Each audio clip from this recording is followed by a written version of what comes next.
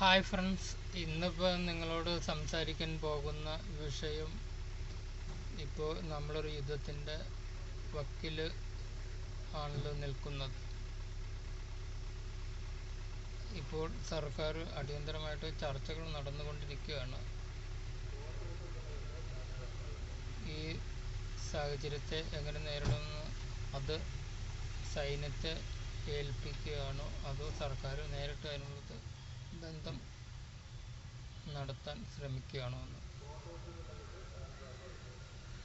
അതുപോലെ രണ്ടാമതായിട്ട് ഒരു കാര്യം എന്ന് വെച്ചിട്ടുണ്ടെങ്കിൽ, ഇപ്പോൾ പല വിദേശ രാജ്യങ്ങൾ ഇന്ത്യക്ക് സപ്പോർട്ടായിട്ടും പല വിദേശ രാജ്യങ്ങൾ മറ്റ് രാജ്യങ്ങൾക്കും സപ്പോർട്ടായിട്ട് ഇപ്പോൾ വന്നിട്ടുണ്ട്. അപ്പോൾ യുദ്ധ സാഹചര്യങ്ങൾ ഒക്കെ മാറാൻ സാധ്യതയുണ്ട്. മൂന്നാമതായിട്ടിപ്പോൾ നമുക്ക് ജനങ്ങളെ ഉത്തേജിപ്പിക്കേണ്ടിയിരിക്കുന്നു. എന്നുവെച്ചാൽ ജനങ്ങൾക്ക് നല്ല വിദ്യാഭ്യാസം, നല്ല തൊഴിൽ, ധനസഹായം, അതുപോലെ തന്നെ ആരോഗ്യ സംരക്ഷണം, ഇതെല്ലാം കൊടുത്ത് ജനങ്ങളെ ഉത്തേജിപ്പിച്ച് നമ്മളുടെ GDP ശക്തമാക്കേണ്ടിയിരിക്കുന്നു. അപ്പോൾ നമ്മൾ ചൈനേനെ മറികടക്കണം. ചൈനേനെ മറികടക്കണമെങ്കിൽ ഇപ്പം നമുക്ക് 3.70 നമ്മുടെ വളർച്ച.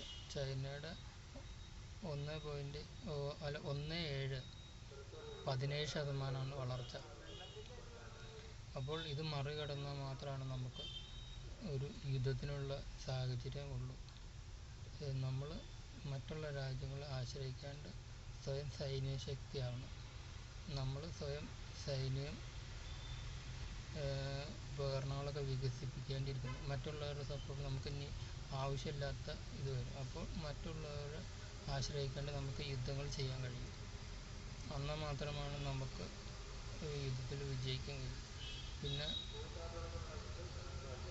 യുദ്ധം നടന്നു കഴിഞ്ഞിട്ടുണ്ടെങ്കിൽ പിന്നെ നമ്മുടെ വിദേശ നിക്ഷേപം നഷ്ടപ്പെട്ടു പോകും.